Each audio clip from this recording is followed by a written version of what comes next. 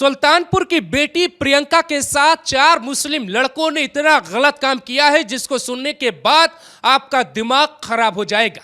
लेकिन इन 4 लड़कों का अंजाम यूपी पुलिस ने ऐसा कर दिया है कि अब ये 7 पुश्ते तक कभी भी इस तरीके की घटना को अंजाम नहीं दे पाएंगे।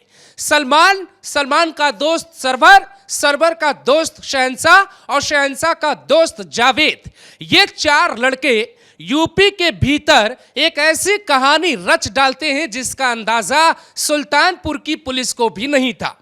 31 मई साल 2024 के दिन रात को 10 बजे प्रियंका नाम की लड़की अपने घर से शौच के लिए बाहर निकलती है और उसके बाद वो घर लौटकर नहीं आती है। काफी देर तक परिवार के लोग तलाश करते हैं। जब प्रियंका की कोई तलाश पूरी नहीं हो पाती और उसका कोई पता परिवार के लोगों को नहीं मिलता, उसके बाद वो लोग थाने जाते हैं, पुलिस को बताते हैं कि उनकी बेटी रात 10 बजे से लापता है।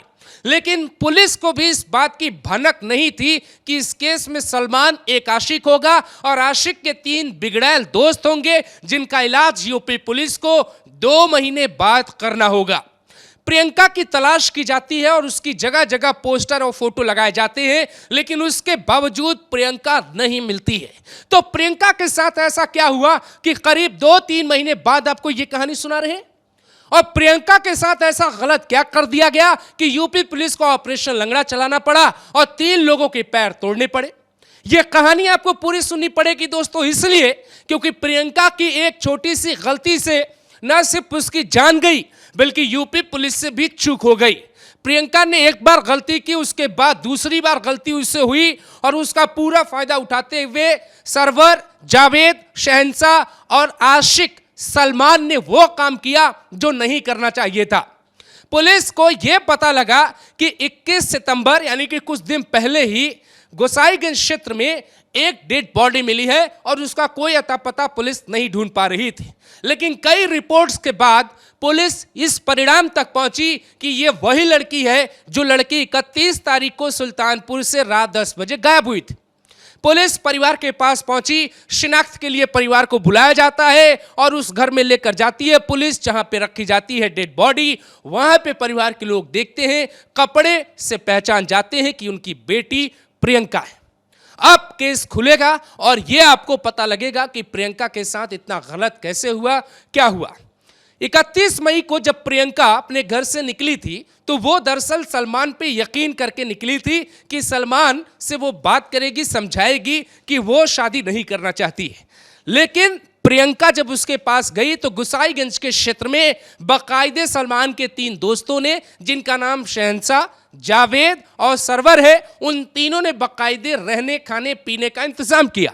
उन्हीं दिनों की बात है, कई बार कहने के बाद जब प्रियंका शादी को राजी नहीं हुई, उसने विरोध किया और यह कहा कि तुम चारों को पुलिस के हवाले कर दूंगी। इसके बाद इन चारों ने मिलकर एक प्लान बनाया कि इस लड़की को हमेशा के लिए चुप करा देना है और उसके बाद वो घटना को अंजाम देते हैं और लड़की की बॉडी को फेंक देते हैं। पुलिस को कई दिनों बाद प्रियंका मिलती है, लेकिन प्रियंका पूरी तरह से उसकी जान जा चुकी थी। यह कहानी भी श्रद्धा की तरह है। आपको लगेगा कि इस कहानी में मैंने आपको पूरा सुना दिया और आप कहेंगे कि अरे इसमें तो कोई बात ही नहीं, आपने इतना लंबा चौड़ा बोला। लेकिन अभी आप सुनिए, अभी इस कहानी में वो केस, वो एंगल आपको सुनना है जिसके बाद आपका दिमाग भन्ना जाएगा।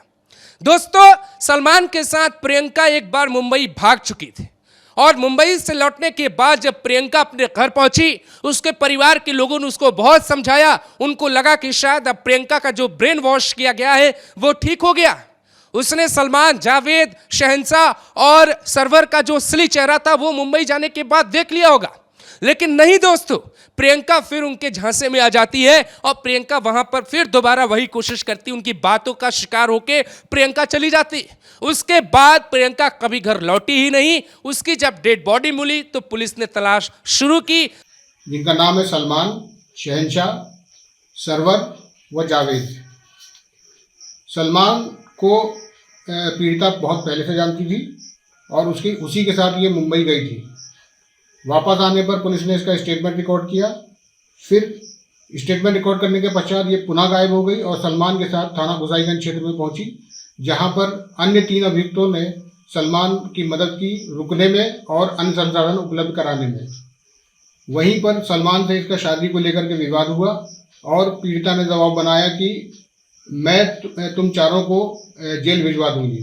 परिवार के लोगों ने कई बातें पुलिस से छिपाई, जिससे पुलिस को भी इस बात का अंदाजा नहीं हो सकता कि इसमें एक पूरा गैंग एक्टिव था।